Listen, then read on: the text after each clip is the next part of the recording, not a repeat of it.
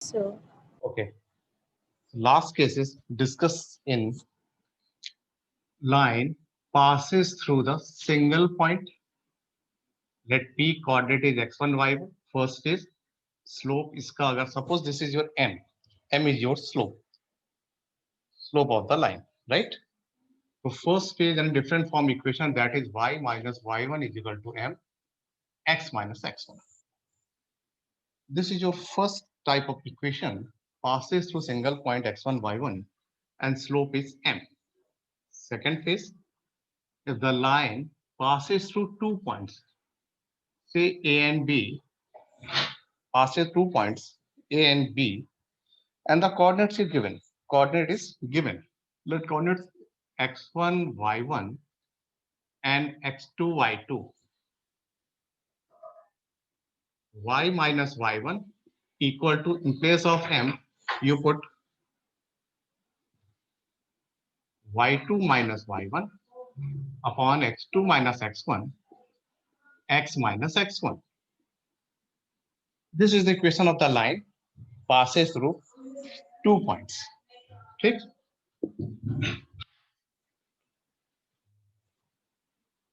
Third, suppose that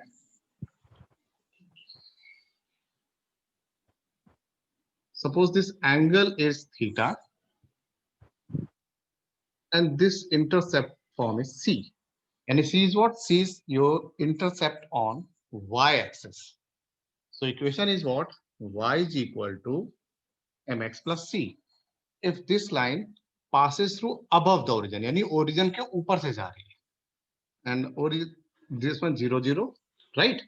Suppose that if a line passes through below origin, अगर origin से नीचे चली जाती है, so this is what, this is your minus. Why? Because ये distance होगा आपका minus में हो जाएगा because this one is below the origin. So line is what? Line is the form of y is equal to mx minus c. This is your second phase. This is your first phase. This is your second phase. And your third phase, suppose line passes through origin. Suppose line passes through origin. That means c is equal to 0. In this one format, if we put c equal to 0, your equation is y equal to mx. So this is type 3. First, a line passes through single point. Second, line passes through double points. Third, slope intercept form. Intercept on y-axis. If above the origin, plus c. Below the origin, minus c. And passes through 0. Passes through 0, 0. That means passes through origin. Then c is equal to 0. This is your third phase. Clear? Yes. And the fourth phase, type number 4. This one is fourth. Yes, Aryan. Fourth phase. Last section of 5 to 10 minutes, I will discuss each and every problem, right? And the fourth phase is, suppose a line make intercept on x-axis A and y-intercept in B. यानी x-axis में intercept बनाता, y में B intercept बनाता. Then equation of line x upon A plus y upon B equal to 1. This is what? This is equation of the line whose intercept A and B on x-axis as well as y-axis. Type number 4. And the type number 5, that is your normal form. This is your normal form. Normal form. Suppose this is your line. मैंने origin से draw किया perpendicular इस line के ऊपर. Length is p and make angle theta with positive direction of x-axis, that is anti-clockwise direction. This one, ठीक है? यानी this one direction कुछ ऐसे. So this equations का जो form होगा, that is x cos theta plus y sin theta is equal to p. So this is what? This is the equation of line of this one normal form. जो इसकी normal form है उसकी ये equation ऐसे बनेगी. ये क्या distance है? This one is your p and this should be always positive. And theta is what? This one make angle with positive direction of x-axis. तो ये था revision point of view fourth phase, 5 phase यानी 5 format of straight line. Then we discuss, फिर हमने इसके बाद discuss किया है. Suppose that if here is a line, here is the point P, coordinate is x1 y1, right. इस point P का इस लाइन से distance, let equation of line is ax plus by plus c equal to 0.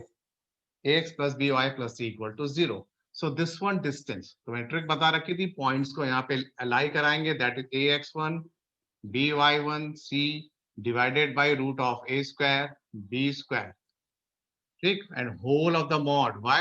Because distance can't be negative. Distance कभी negative नहीं होती. First case. Second case, suppose that if we draw this one from origin, अगर मैं origin से draw करता हूं तो x y के कोऑर्डिनेट क्या हो जाएंगे आपके, जीरो हो जाएंगे, ये दोनों आपके जीरो हो जाएंगे, तो वैल्यू आ जाएगी c, ये जीरो, तो बचा c upon a square b square root and whole this one. ये क्या आ गया, ये आ गया आपका ओरिजिन से किसी लाइन पे ड्रॉ करेंगे परपेंडिकुलर, उसकी लेंथ आ गई. ये मैंने इसका सेकंड वर्जन दिया, ठीक. और इसका थर्ड वर्जन, ये बहुत मोस्ट इंपॉर्टेंट पार्ट है वो आपका, वो क्या है, आपसे फिर मैं डिस्कस करूंगा. If two lines are parallel like this one, if two lines are parallel, तो इसके लिए मैंने स्टार्टिंग में बता रखा था कैसे पता चलता है parallel. That means coefficient of x and y must be same with sign. That means m1 equal to m2. Slope of two lines are equal, slope of two lines are equal, then we can say these two lines are parallel to each other, right? तो मुझे अब ये distance निकालना है, this one distance.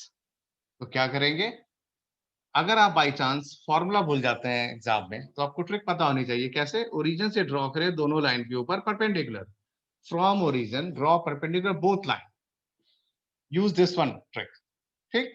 Let first है C1, second का आ रहा है C2, तो ये फॉर्मेट को, ये डिस्टेंस ले लेते हैं P1 और ये वाला डिस्टेंस ले लेते हैं P2. तो क्या करेंगे, हायर माइनस लोअर, तो डिस्टेंस D आ जाएगा. अगर ये डिस्टेंस अगर आपने D ले रखा है, that is P2 minus P1, तो ये बीच का गैप आ जाएगा इनका डिस्टेंस के फॉर्मेट में. इसको जब पुट करेंगे तो C1 minus C2 divided by a square plus b square square root and whole का mod. Why mod? Because distance can't be negative, distance हमेशा पॉजिटिव लेता है. तो फॉर्मूले से भी जा सकते हैं, बाई चांस फॉर्मूला भूल जाते हैं तो ओरिजिन से दोनों लाइन के ऊपर ड्रॉ करेंगे परपेंडिकुलर, उसकी लेंथ निकाल लेंगे, बिगर वाली लेंथ से स्मॉलर लेंथ को माइनस कर लेंगे. So that is what, that is the distance between two parallel line, ठीक. ये था इस फॉर्मूले का, मैंने एक एप्लीकेशंस किया. फिर मैं इसके बाद बात कर रहा था आपसे, इसमें बड़ा अच्छा एक एप्लीकेशन मोड पे था, क्वेश्चंस भी था. मैंने बोला था suppose this is your line and make angle A, make this one intercept on x axis and y axis. x axis पे इंटरसेप्ट था, y axis के ऊपर आपका इसका b इंटरसेप्ट था. तो इसकी लाइन की इक्वेशन लिखी थी आपने, x upon a plus y upon b equal to 1. अब मैंने बोला था इफ सपोज ओरिजिन से ड्रॉ किया परपेंडिकुलर p, अब मैंने आपसे रिजल्ट पूछा 1 upon p square is equal to 1 upon a square plus 1 upon b square. तो सिंपल आपको इस लाइन को क्या करना था, स्टैंडर्ड फॉर्म में, to make the LCM bx plus ay minus ab equal to 0. Origin है तो उसके कोऑर्डिनेट क्या हो गया आपके 0,0. तो अब मैंने यूज किया लेंथ वाला concept, b into 0 plus a into 0 minus ab whole divided by coefficient of x का स्क्वायर, कोफिशिएंट ऑफ y का स्क्वायर, अंडर रूट पूरे होल का mod. This is equal to P because this is what P is given. तो P given हो गया, ये value 0 आ गई, modulus था तो पॉजिटिव लिखा a square plus b square. This is your required, but मुझे तो ये प्रूफ करना है, you have to need this one result. तो स्क्वायरिंग चाहिए, तो स्क्वायरिंग बोथ साइड कर देते हैं. तो ये आ जाएगा p स्क्वायर आ जाएगा आपका a square b square upon a square plus b square. फिर मुझे 1 अपॉन पी स्क्वायर चाहिए, तो मैं इसको रिवर्ट कर लेता हूं, मैं यहां लिख रहा हूं, राइट. तो 1 अपॉन पी स्क्वायर रिवर्ट किया तो ये आ गया a square plus b square upon a square b square. अब इसको मैं सेग्रीगेशन ले लेता हूं, सेग्रीगेशन मतलब अलग अलग लिख लेते हैं, a square upon a square b square plus b square upon a square and b square. This one cancel out, this one cancel out. your result will be 1 upon p square, that is 1 upon b square plus 1 upon a square. Clear? तो इस तरह से हम result proof कर सकते हैं using this one formula. Clear? इसमें फिर मैंने एक दो चीजें और करी थी. ये तो चीज थी लास्ट क्लास में दिया था मैंने, डिस्टेंस का फॉर्मेट लिया था. Each and every concept I think is clear, right? अब मैं बात करता हूं इसमें. सपोज एक पॉइंट है, suppose this is your point, a line passes through this one point, ऐसे करके. तो मैथमेटिकल वर्ड क्या करेंगे? कोइंसिडेंट. ठीक है ना? तो कंसेप्ट क्या आया? Equation of line passes through this point. That means more than two equation. More than two equation है. ठीक है ना? More than two. Let first line is your a1x plus b1y plus c1 equal to 0. Second one is a2x plus b2y plus c2 equal to 0. Right? अब मुझे क्या करना है? इन दोनों लाइन के पॉइंट ऑफ इंटरसेक्शन से family of lines. Right? So we need equation of family of lines passes through intersection of these two lines. So our concept is what? L1 plus lambda times of L2 equal to 0. This is your equation of family of lines passes through intersection of these two lines. And what is lambda? Here lambda is your arbitrary constant. देखो दो तरह के constant हम लोग deal करते हैं. एक होता है फिक्स्ड, यानी जिसको आप यूनिवर्सल कांस्टेंट बोलते हो, और एक जो कांस्टेंट है अकॉर्डिंग टू राइटर अपने अकॉर्डिंग यूज करता है, उसको बोलते हैं आर्बिट्री कांस्टेंट. तो L1 plus lambda L2 is equal to 0. This is what? This is the required equation of the lines passes through the intersection of two lines. इसको हम बोल सकते हैं family of lines. More than इसमें depend करेगा lambda की values के ऊपर कि कितनी वैल्यूज इसको सेटिस्फाई कर रही हैं. उसके अकॉर्डिंग से आप पेयर ऑफ लाइंस की इक्वेशन को लिखेंगे. ठीक है? एक तो ये कंसेप्ट लिया मैंने आज. फिर अब इस कंसेप्ट पे क्वेश्चंस करेंगे. ठीक? अब मैं बात करता हूं इस कंसेप्ट के बाद, जैसे कल मैंने डिस्कस किया था, फिर इसी पॉइंट को इसके साथ क्योंकि मैं ऐड ऑन करूंगा. ये मैंने बताया था आपका एक्स एक्सिस का है और ये आपका वाई एक्सिस का इंटरसेप्ट है, जिसके लिए आपने ए और बी यूज किया था. और अभी लाइन की इक्वेशन लिखी थी x upon a plus y upon b equal to 1. ठीक? अब इसको दोनों से ऐड ऑन करता हूं, इस वाले कंसेप्ट को और जो मैंने अभी बताया था, इनको ऐड ऑन करके एक आपकी नई इक्वेशन जनरेट करता हूं. जैसे फॉर एग्जांपल देखिए ध्यान से, 3x plus 2y plus 10 equal to 0. This is your first line. Second one is x minus y plus 7 equal to 0. This is your second line. अब उसने आपसे बोला find equation of family of lines passes through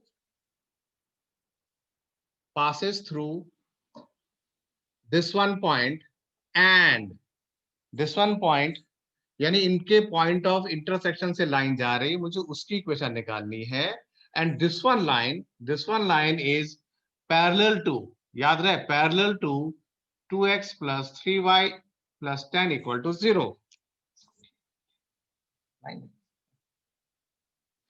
ठीक? तो these two line.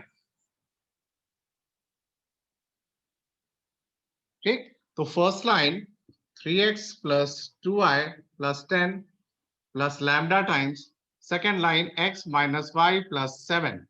This line plus lambda times this one equal to 0.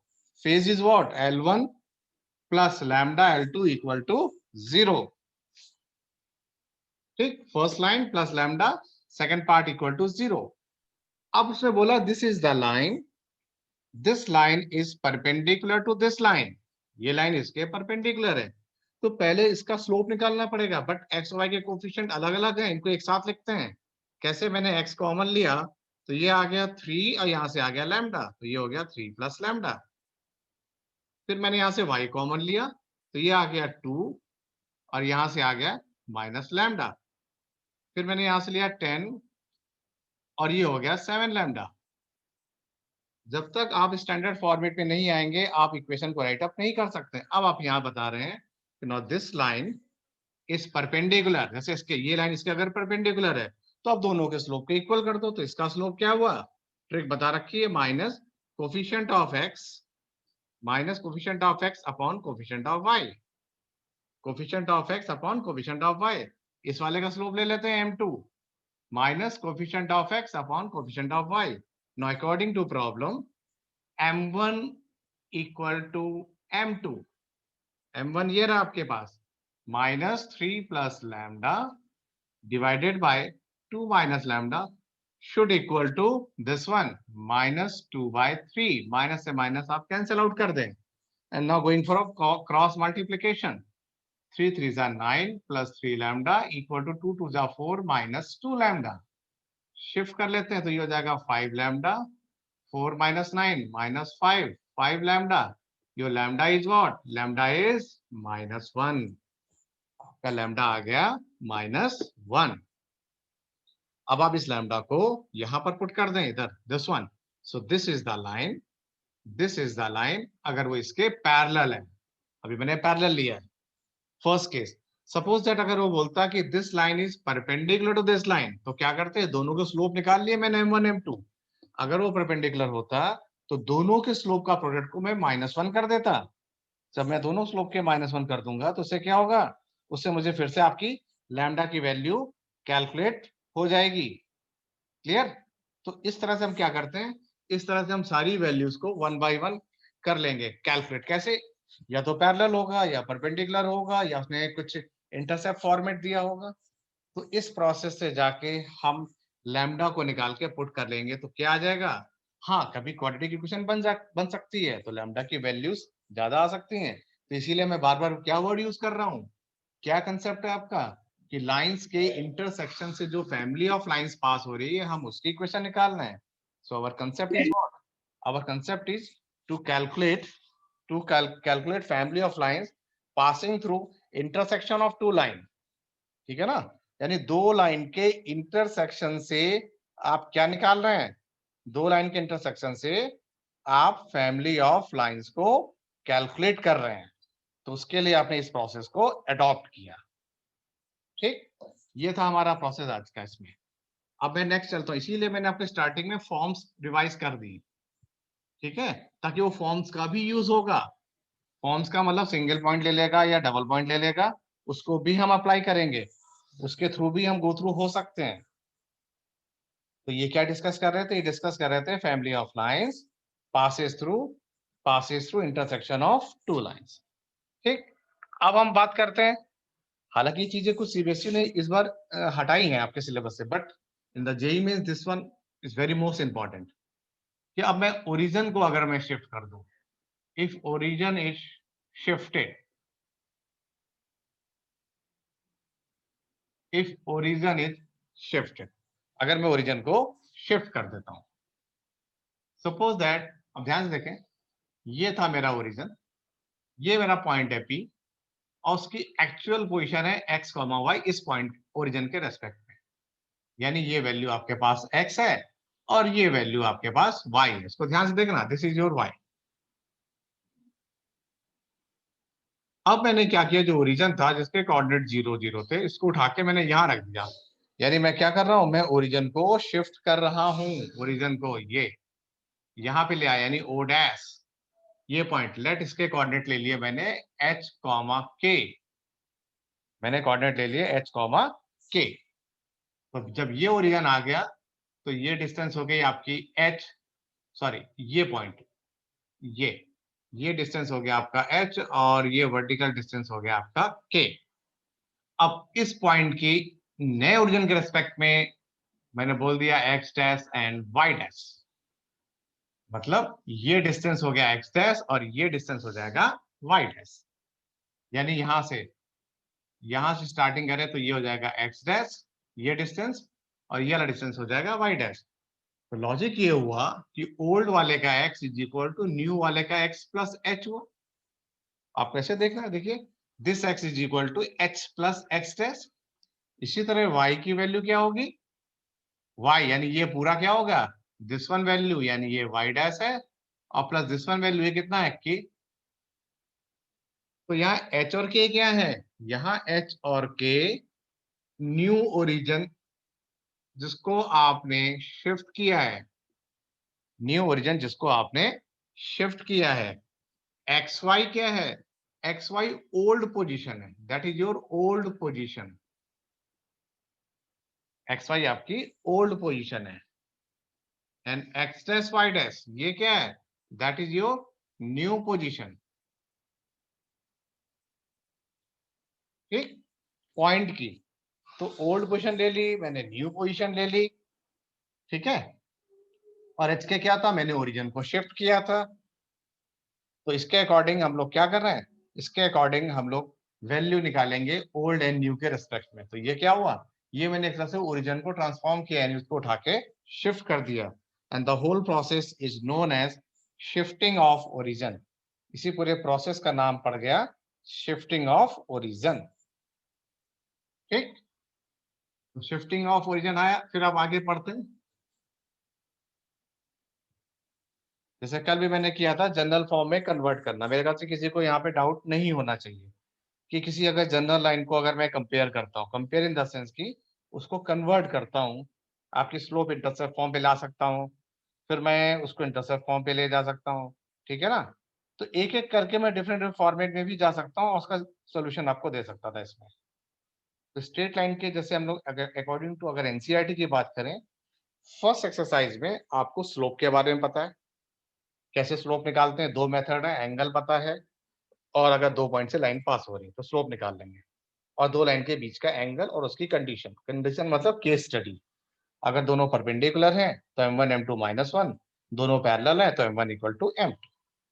Then second exercise में आपने देखा NCERT में, जो मैं आज बता रहा था, different forms of straight line, यानी जो 5 फॉर्मेट है और फिर उनका कन्वर्जन।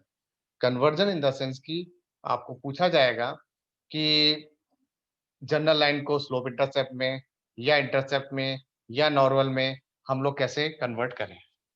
फिर उसके बाद थर्ड एक्सरसाइज में आपको किसी पॉइंट की लोकेशन बोली जाएगी with respect to line. Line बोले तो स्ट्रेट लाइन के बारे में बात हो रही है आपसे। ठीक है ना? तो उसके बारे में आपसे मैं डिस्कस कर सकता हूँ। फिर उसके बाद आपसे डिस्कशन लेवल जाएगा मेरा, जैसे आज मैं शिफ्टिंग ऑफ ओरिजिन की बात कर रहा था, ओरिजिन को शिफ्ट करूंगा, या दो पॉइंट के इंटरसेक्शन से जो लाइन की इक्वेशन पास होगी उसके बारे में डिस्कस करूंगा। हाँ, इसमें कभी कभी थोड़ा साइंटिफिक साइंस मतलब फिजिक्स के क्वेश्चन भी इन्वॉल्व कर सकता हूँ मैं, नो इशू। जैसे आना चाहिए, जैसे रे की बात करें तो जैसे लाइट का चैप्टर आता है, ठीक है ना, ऑप्टिक्स, तो उसके थ्रू भी हम एक दो क्वेश्चन कर सकते हैं। अर्ली स्टेज में आईआईटी में वो डिस्कस कर चुके हैं, आईआईटी में। अब देखो 82 83 में से ऐसे क्वेश्चन पूछा था, उसने बोला कि लाइन है x+3y, आप उसको एक तरह से प्लेन मिरर ले लें, ये ऐसे एक लाइन है x+3y = 7, इसको आप प्लेन मिरर की तरह आप बिहेव करें। ठीक है, अब उसने आपसे पूछा find the image of the point 3,8। ये कोई पॉइंट है, लेट पी पॉइंट है, उसके कोऑर्डिनेट है 3,8। ठीक है, तो पॉइंट 3,8 है। कह रहा find the image of this one point with respect to line x+3y = 7, assuming that line to be a plane mirror. तो कह रहा है यहाँ इसका मिरर है, जैसे ये इस पे फॉल हुई तो इसका इमेज ये बना। तो मुझे इमेज के कोऑर्डिनेट निकालने हैं, तो लेट आपने कहा इमेज के कोऑर्डिनेट ले लेते हैं अल्फा, बीटा, ये मुझे निकालना है। ठीक, अब मुझे ये पॉइंट निकालना, तो ये क्या हुआ? ये हुआ आपका सीधे गिरा परपेंडिकुलर फुट आके, तो उसको बोलते हैं फुट ऑफ परपेंडिकुलर। लेट इस पॉइंट को निकाल लेते हैं। ये पॉइंट है आपका x1 y1। हम लोग पढ़ गए हैं 8 9 10 से, ये जो डिस्टेंस है, ये डिस्टेंस इस डिस्टेंस के इक्वल है। This one is equal to this one distance. तो यानी x1 y1 इन दोनों का मिड पॉइंट हो गया। यानी x1 की वैल्यू आ गई 3 + α/2 और y1 की वैल्यू आ गई 8 + β/2। तो ये आ गया आपके पास x1 और y1, और x1 y1 इसको सेटिस्फाई कराएंगे तो सेटिस्फाई कर देते हैं। x1 + 3y1 = 7। ये आपके एक फर्स्ट इक्वेशन बनके तैयार है। अब बता रहे हैं अगर ये परपेंडिकुलर है तो ये लाइन और ये लाइन एक दूसरे के परपेंडिकुलर है, तो दोनों के स्लोप का जो प्रोडक्ट है वो -1 होगा, क्योंकि लाइन जब परपेंडिकुलर होती है तो दोनों के जो स्लोप का प्रोडक्ट है दैट इज -1 के इक्वल होता है। तो इसका स्लोप निकाल लें, minus coefficient of x upon coefficient of y into इस लाइन का स्लोप निकाल लें m2, निकाल सकते हैं y2 minus y1 upon x2 minus x1, इसको लाके यहां पुट कर लेते हैं y1 minus 8 upon x1 minus 3 equal to -1, minus से माइनस कैंसिल आउट कर लिया, क्रॉस मल्टीप्लाई किया तो ये आया y1 minus 8 is equal to 3 time x1 minus 3। तो ये आ गया y1 minus 8 equal to 3x1 minus 9। Shift कर लेते हैं तो 3x1 माइनस y1 इधर आके प्लस 8 माइनस 9 इक्वल टू 0। तो यह है 3x1 minus y1 minus 1 equal to 0।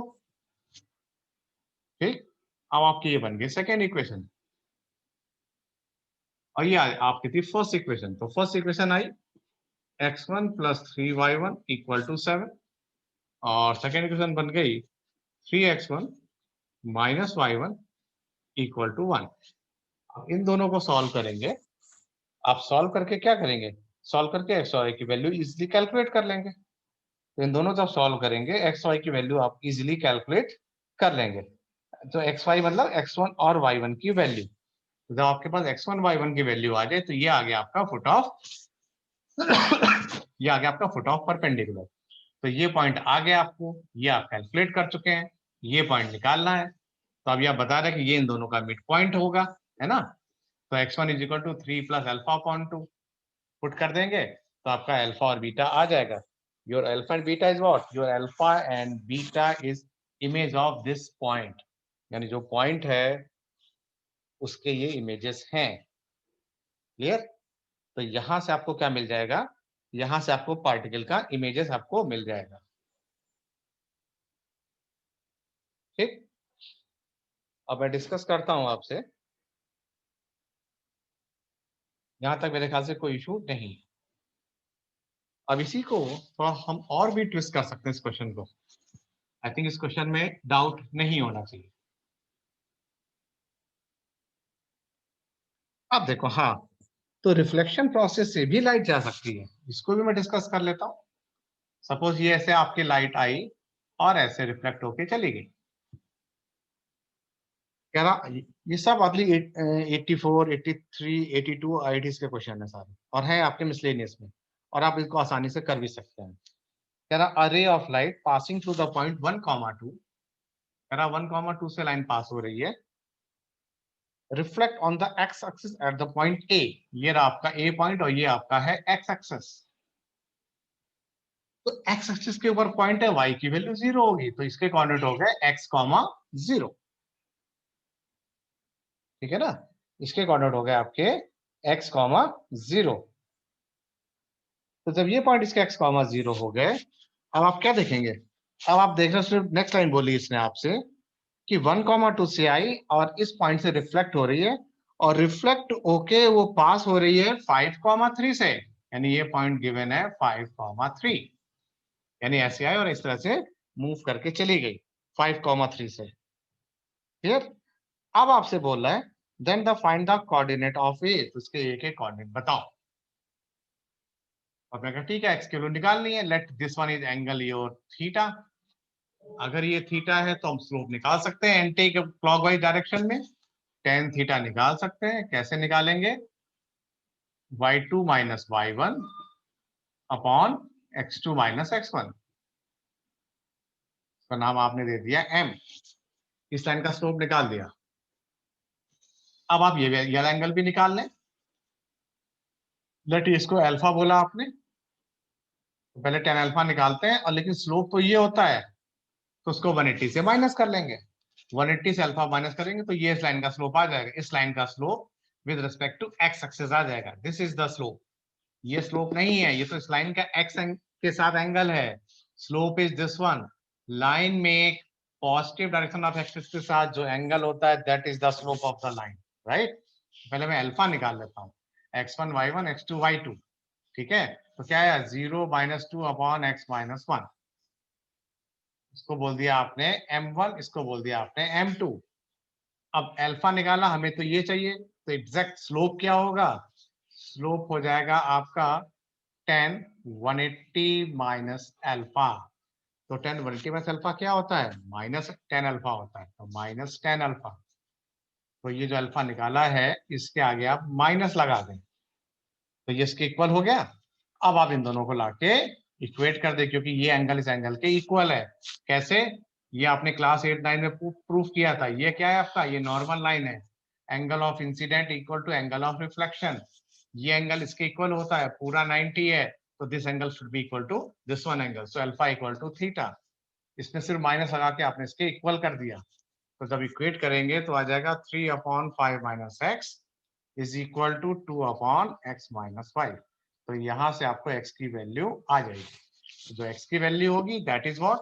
That is the coordinate of a point. और जीरो क्यों लिया मैंने आगे? क्योंकि because this lies in x axis. Clear? तो अब मैं आपसे आज के डाउट के बारे में डिस्कस करता हूं। राइट? मैं रुकता हूं आपके लिए।